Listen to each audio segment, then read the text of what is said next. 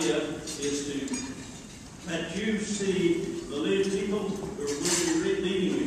And many times candidates. We've had presidential candidates here. We've had congressional senators, governors here in the past. And this is a chance to get to see and hear the governor of North Carolina elect, who will be serving us, we hope, for another 8 years.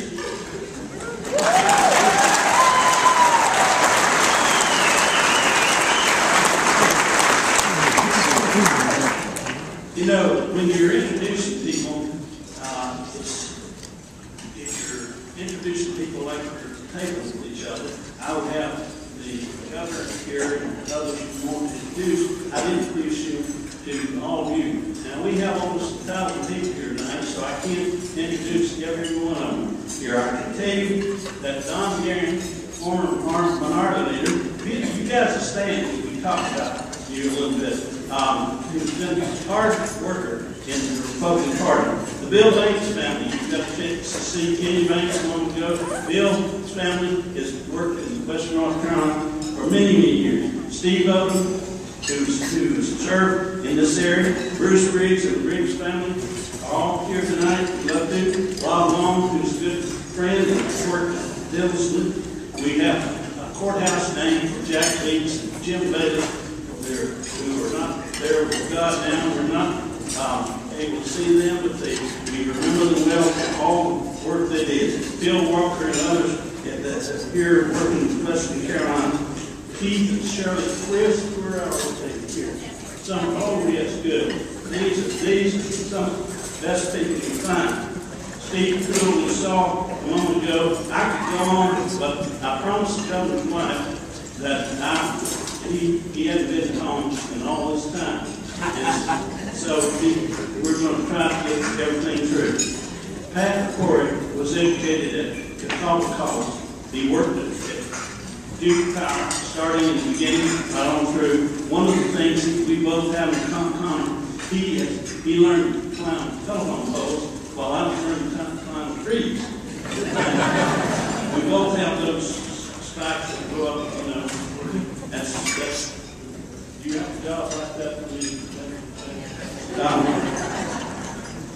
He had the courage to step forward and place his name for City Council of Charlotte, largest city in the state. He was elected there several times, and then he ran for mayor. He was elected mayor 7 times in Charlotte, the largest city, and he had a lot of preparation. He's a fine individual, a person who is capable of running this state, and I'm proud to call him a friend and introduce him for you tonight. The Honorable Pat McCrory,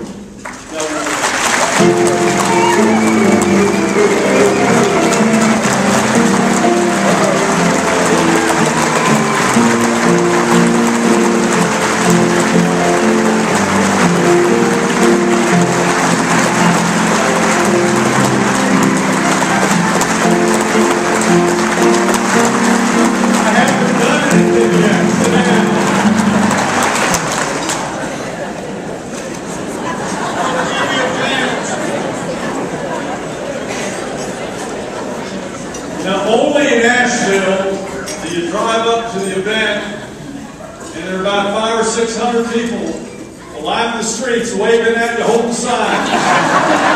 Only in Asheville. It's so nice I love this place.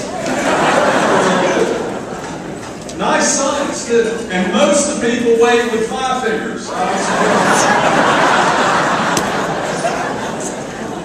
Charlie Taylor, most times you compliment the people that introduce you. I'm not going to do that tonight. I got to tell you about Charlie Taylor and his families out in the audience, his wonderful sons and his unbelievable wife. We were talking behind his back earlier, and we all agree he's one of the worst drivers I've ever been in my life.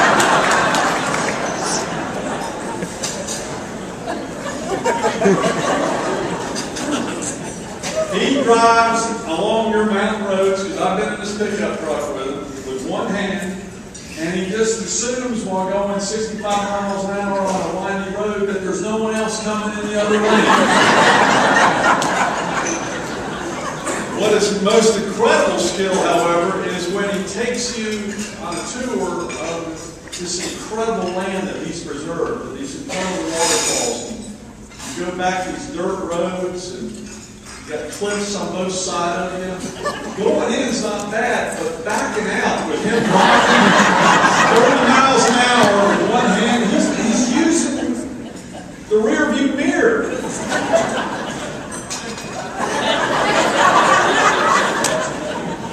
He's ready to kick me off. Yeah, ladies and gentlemen, you are so glad to have a great U.S. Congressman like Charles Taylor representing.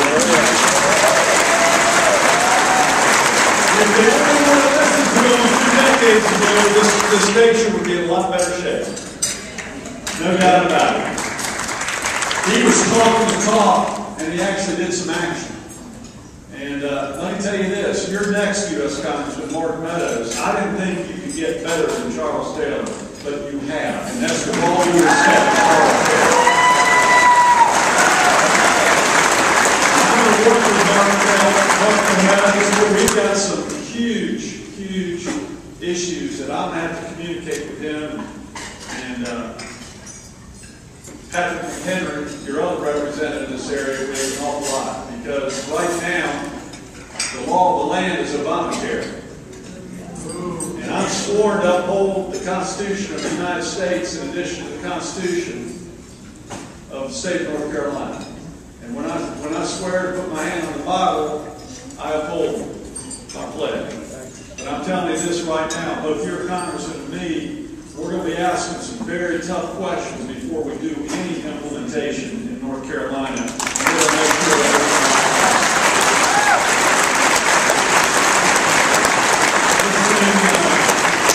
this thing has incredible ramifications that I don't think are that positive.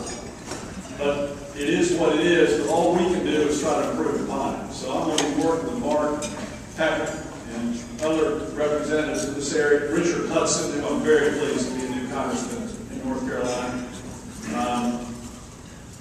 We're going to ask tough questions. Myself and the governor of Iowa and other governors in the past 2 weeks, I've worked with Governor Walker, Governor Jindal, Governor Christie, and many of them right next there, Gore, great governor of South Carolina, Governor McDonald of Virginia. We're all asking, we've already put down 50 questions that the administration has to answer before any governor makes a decision with regard to federal exchanges or state exchanges.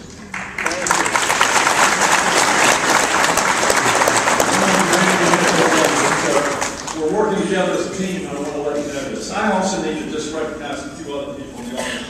First of all, he's become a very good friend of mine and always has been. He's from Western North Carolina, and he's made a tremendous impact on this state in the past decade, serving on the Supreme Court and running for governor in 2008. And I'm going to say this for the first time in my electoral career. I've only had one person beat me in a political debate, and it wasn't Mr. Dalton or Mrs. Perdue, it was Bob Orr. Bob, please stand up. You and your wife become good friends, and I might also add Bill Graham and I had dinner last night. Fred Smith and I have become very close friends. He's helping me in the Assembly of Administration. And you know what? That's what it's about us Republicans. We ran against each other in 08, but we did not tear each other down. Had we torn each other down, we'd have another governor right now, and it would be a governor from our party.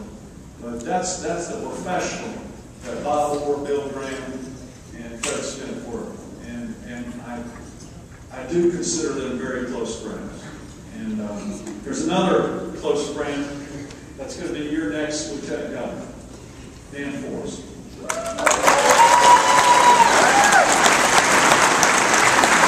me tell you, this guy, when you know him from Run Forrest Run signs all over the state. He ran with almost no money. He didn't tear down his opponent. I've never seen a person work harder in my life running for lieutenant governor. Everywhere I went, he was there a half hour before I was, shaking hands. And no one was paying attention to that race. But for him to win that race by such a small margin, I think is a real attribute to him and also to the voters of North Carolina.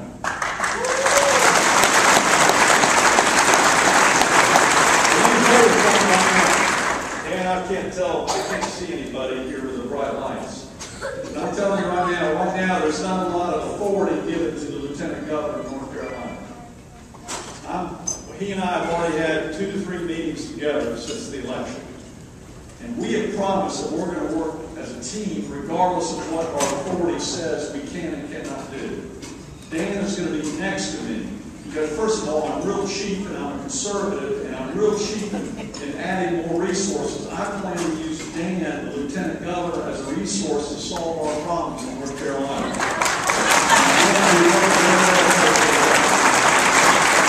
He is not constitutionally obliged to work with me. He can work against me. He doesn't even have to come visit me if I call him. That's the way our Constitution is at this point in time. But we have already said we're going to work together. In fact, I think I found the first problem for him to work in. I saw these protesters down here. Good luck, Dan. Actually, let me tell you what we're thinking about working on. And it actually does have something to do with what the people of Asheville do care about. I respect the people who are expressing their opinion. Do not take that as any disrespect that I'm having cracked a few jokes. I respect the great thing about our democracy. The great thing about our democracy, and my gosh, you take advantage of it in Asheville, is people have the freedom of expression. That is great.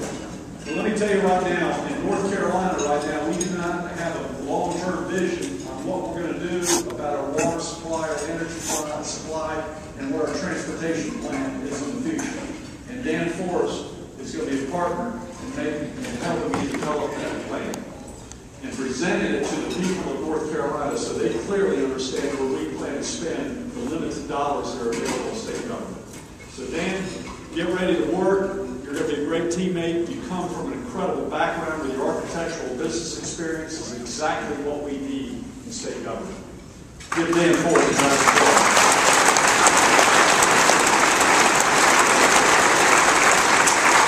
Thank you to so many of you who worked so hard to get me elected.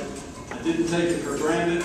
Your sweat equity, your financial contributions will be forever remembered. But in a way, they will be forgotten. Because part of the culture that I'm bringing into state government is this. It's not how much you give me, which is going to make me decide what I do and who I hire. I want to do what's right, and I want to find the best talent to run North Carolina government.